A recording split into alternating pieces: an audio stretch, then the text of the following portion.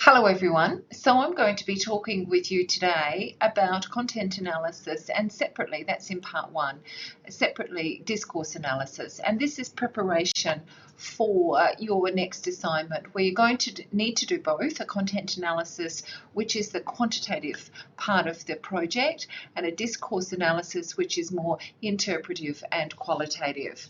I've decided to split the lecture into two in case you need to come back to one or other of those to get a further explanation of what it is that I'm talking about. So, a content and discourse analysis together provide an important contrast because, as I said, one is quantitative, that's the content part where you're just coding and counting, and the qualitative part is more the discourse analysis. Two approaches very often used together as you're going to be doing for your final assignment. Each approach does offer some insights into the way in which speech and text, you're going to be looking at text, in particular newspaper accounts of events, how they actually shape our social meanings, but not just shape them, how they also produce and reproduce social meanings and particular forms of knowledge as well. And it's an important political thing to be doing this sort of analytical work. They do, of course, share a common interest in the study of language, but not just language in its social context, because this is about social research. So we're always wanting to put things into its broader social context. So, content analysis is the quantitative method for studying textual data. So, think about this in terms of when you hand up your assignments, I'll be expecting you to go back to some of the work that we did weeks ago in quantitative analysis so that you'll be producing at least a frequency distribution pie chart or chart. And maybe you'll be doing a bivariate analysis. So a frequency distribution is just a univariate analysis. Perhaps you will have moved to fine-tuning that a little bit and be thinking about two variables and doing a bivariate analysis. For those of you who can do even more complex analysis, you're welcome to do so, but it's not a particular requirement. So this method of analysis is one that wants to actually have a look at the presence and a frequency of specific words, images and concepts in a sample. So you're going to be looking at a sample of forms of communication, in your case, newspaper or media stories. So you're looking at counting and then analysing the presence, the meanings and the relationship of particular words and images and concepts. And then what people who use this method, researchers who use this method of analysis, they then make inferences or meanings about the messages within the text. About the writers, what it says about the writers, what it says about the audience, and the particular time and place, so that you can have a look at the wider cultural context of which they are a part. And what comes to mind there is, I don't know whether on Facebooks you might see images of housewives doing hoovering or using ironing equipment, and there's a reference back, there's a particular style of those that you know that what you're looking at with those particular memes or images is the 1950s. So that's what I mean about the wider cultural context. We can often get an idea from the particular image about what point in time and therefore what wider context we're talking about as well. So that's what's meant by there. We want to have a look at the time and the place. The strength of the analysis is that you can do this really clear and quite systematic study of the content of any text as a basis then for further analysis and interpretation. For those who like the idea of validity and reliability, this is quite precise in terms of your sampling, and you set that out very clearly. So you've got clear clear empirical evidence for your research findings, and it allows for people to come along and do replications and also for generalizations as well, because it is very clear and systematic approach. Because it's grounded on empirical content rather than somebody's interpretation of analysis, it can be seen as an objective method for the study of text. And it's very inexpensive. All you need to do is go find some texts readily available in various ways. And just on that point, in week 10, Helen Attar from the library will be coming along and helping you to find some of these samples. And it relies on data that's very easy to obtain, it's unobtrusive, and therefore in terms of we've talked a lot about ethics already. They're really, in terms of ethical dimensions, they're kind of negligible for this sort of research. So if you want to do text-based research, you're not required to go through an ethics process for approval. And that can be of enormous appeal, actually, because that process is quite long and involved. The weaknesses of it are that I think you can question that whole idea of content, of objectivity, as I would always question the idea of objectivity, because if you think about how you start coding something, and in the examples you'll be able to see the political intent anyway of those. So there's a personal people behind even the idea of which words you're going to select or which images or how you're going to count and do that coding. So I'm not so sure about the objectivity, but I certainly agree that it's very systematic and it's very replicable, and you can make some generalizations. It is concerned mainly with what's said, and so that's regarded as a weakness rather than how it's said. So again, it misses some of the social context as well. And it is a description of the text rather than their interpretation or the meanings or the effects on people. And so that's why you might want to go a little bit further, and that's why often this is combined with discourse analysis as well. It is deductive, particularly when you're dealing with very complex texts, and therefore it can be seen, if you go way back to the beginning of this course, it could be seen to be placed within an empiricist or positivist tradition of inquiry, so concerned with an analysis of observable features and facts. And some people will like that sort of research approach, and it certainly has its merits. You can use any form of communication to do this sort of content analysis on, and for that matter, a discourse analysis as well. And so you can see there that I've put together a wide range of text that you could use, from tourist guides to a prospectivist of a particular company to websites to policy documents, and all of those at some point will have been included in various studies. And I'm thinking back there to Talkback Radio and a study that was done some years ago around what are called the shock docs, and their a content analysis of the way in which they were talking about Muslim women, Muslims more generally, the hijab, terrorists, etc. A lot of content analysis has already been done on advertisements, and I might as well just put in a plug here for Gruen Transfer, or Gruen on the ABC, which continues to do not just a content analysis but also a discourse analysis of advertisements as well, which is a fantastic show, because it's looking what they do and what other researchers do is look at the messages that are being carried about gender, about age, about the consumption of food, alcohol, etc. And just a note on text, it's not just written documents. Texts are also film, can be applied to almost any object in the world that we can kind of read, not read in the sense of reading the words as we normally do, but make some interpretation of what's being tried to be conveyed.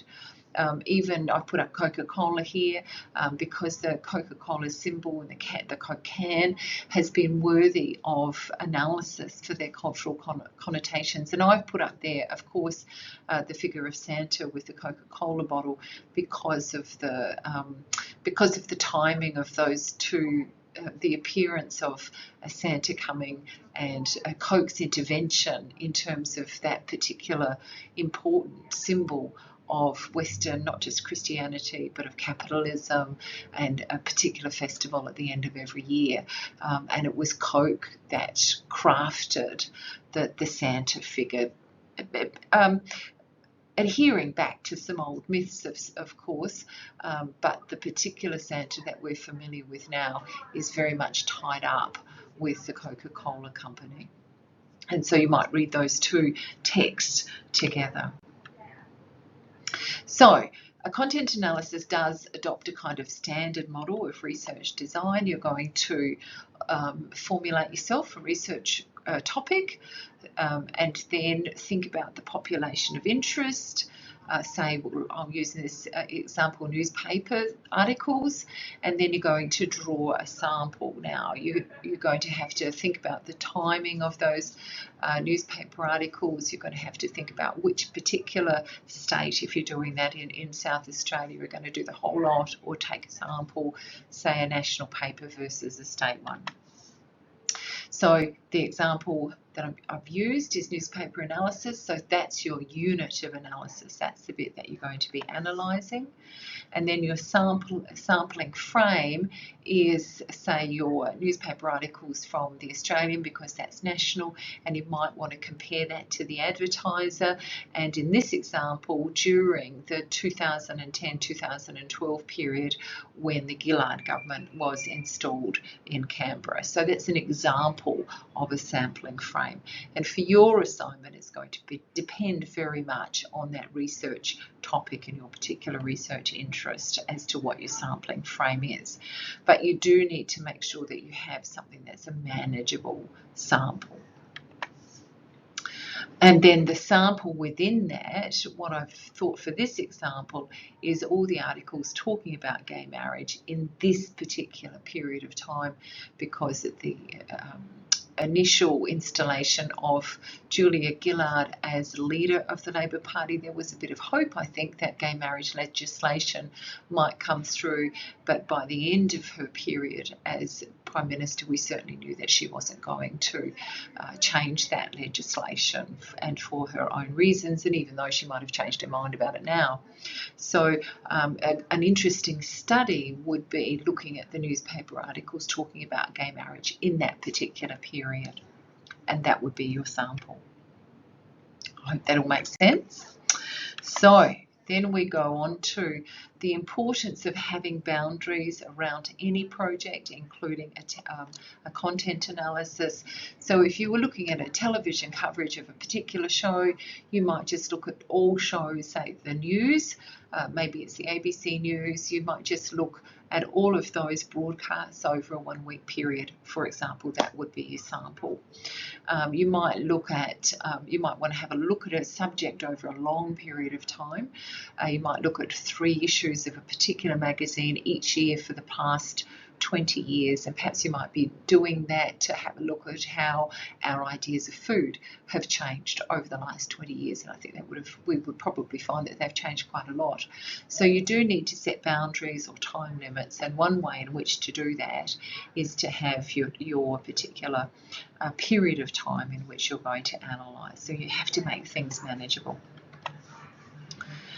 You also want to define the text as precisely as possible. I've used the example of newspaper articles, and what I'm thinking there, but which I'd need to make very clear, is that I was thinking about print media, but we have a lot of media now on, and they might be called news articles, but online now. So you need to be very clear about whether you're only going to use print material or whether you're only going to go online, and then whether you wanted news articles or the human interest sort of, the magazine sort of story. So you need to be quite precise.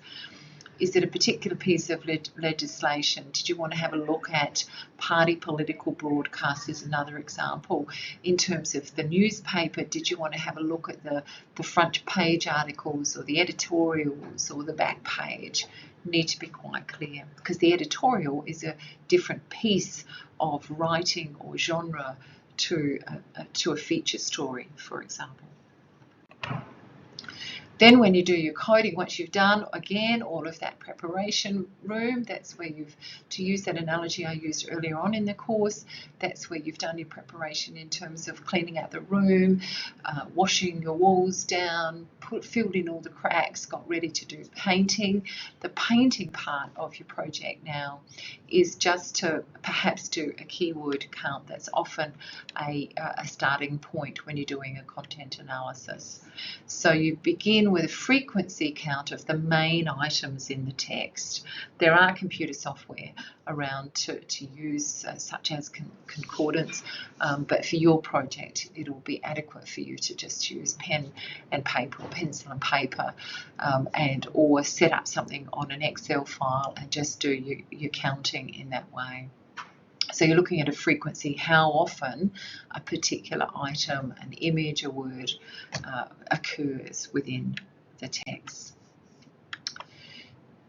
So things that you need to think about. So in terms of concepts, you need to be thinking about which variables you'll use, how you define them. So if I think about same-sex marriage, I need to put a definition around that and say that I'm not talking about a man and a woman, I'm talking about two men or two women.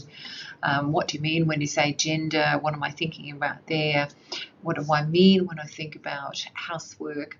And particularly, some of you might be thinking about negative and positive. So you need to be thinking, well, if I'm going to say that this article is negative about same-sex marriage, what is it that I mean? Do I mean that they are opposed as compared to, say, what I might see as a positive account of same-sex marriage? I might see that as a positive one if they're pro. So you need to do that sort of conceptualization for yourself, and it is work that you do for yourself. And then how are you going to measure? Are you going to measure just frequency?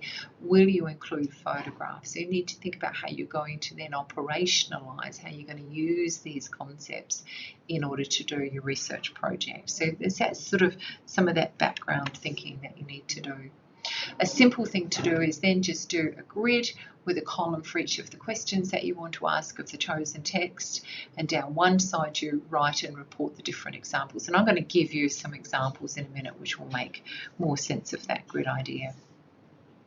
And then you go through each item. So say it's a newspaper article, you go through each of those and you categorize each item. Perhaps that's a word that you're looking for, same-sex marriage, and what might be some of the words I'm thinking about, that we're progressive if we allow it, or return to family values is what's required if it was an anti-gay marriage article. Now think about those family values, you might want to code those. Progressive, the use of the word progressive, you might want to code those, and then you just record those in appropriate columns. You might then end up with some subcategories as well. And so you just get to go then through each of those columns and group similar responses. So you're quantifying the articles in each category and making some overall statements about the most common, the most important, those, and also think about what's near, what's not there, what's the absences, to address the question as well.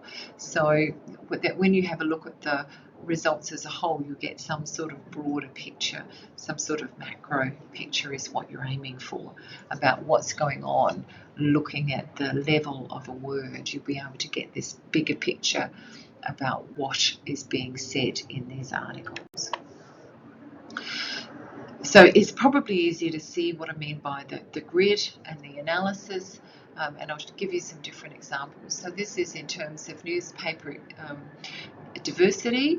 This is something that I've taken from the internet where they've done exactly the sort of content analysis that I'm talking about, and where what they wanted to do was look at the diversity in terms of who the who's involved in these newspaper articles, and then matching that up with the demographic of the organisation.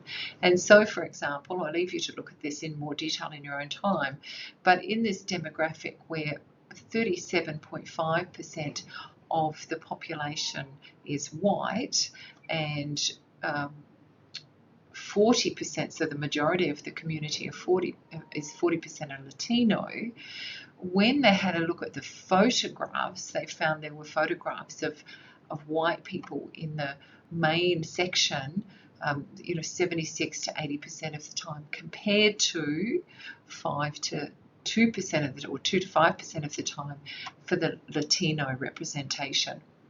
So already there you can see, A, that this was not objective, that there's some sort of political reasoning for looking at this content analysis in the first place, but B, you can see that even though the majority population is Latino, they're not being represented accurately in the newspaper photographs. And you can go through and have a look at that in a little bit more detail. But it is an example of some content analysis that has already been done. In another one that I did a couple of years ago, what I wanted to look at over just a very brief period of time was to have a look at the author, the gender of the authors, to see whether that was fairly representing male and females. And this is the sort of thing that was done a lot in the second wave feminist movement in the beginning, to argue their case that women were being underrepresented in public life in Australia and more broadly.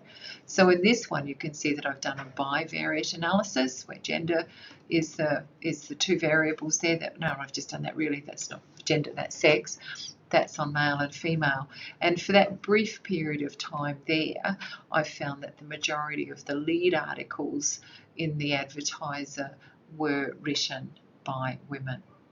So again, that's really just an example. And again, you can see that that's not objective, that I have some thinking in my mind when I choose those categories. But it's also an example of what I'm expecting you to produce and demonstrate for your second assignment. And then this is an example from some dating sites from classes that we did back in 2002, and we analysed them in terms of the categories we came up with in class were the meaning of the word fun was a word, and did they mean fun as in going to the movies, fun as in going and hanging out and watching a game together, a sports game, or did fun mean casual sex, interestingly enough? And then were people looking for company, somebody to go to the movies with or go to a gig with, or were they looking for a relationship and something more long term, or were people more vague in these dating sites about what their motives were or what they were looking for out of it? And so they were the themes, the categories, the coding that we came up with. And then we did, again, this sort of analysis with age, and we put that down, and you can just see the results there for yourself. But in terms of fun equals casual sex, that was most common for this particular age group, 31 to 45, and the older people were less interested in that. But in actual fact, that age group were the ones most likely to be using the dating sites anyway. So these are all just examples to show you some of the principles that I've been talking about previously. So that's it for content analysis. It is, just to sum up again, it's about coding and counting, and codes, you could use synonyms for that are themes or categories. You go through and you work out what the particular themes and categories are that you want to code, and then count, and it is just then accounting, and then you're representing your findings in some sort of table or chart for the purposes of your second assignment. And then we'll go on to part 2. Thank you.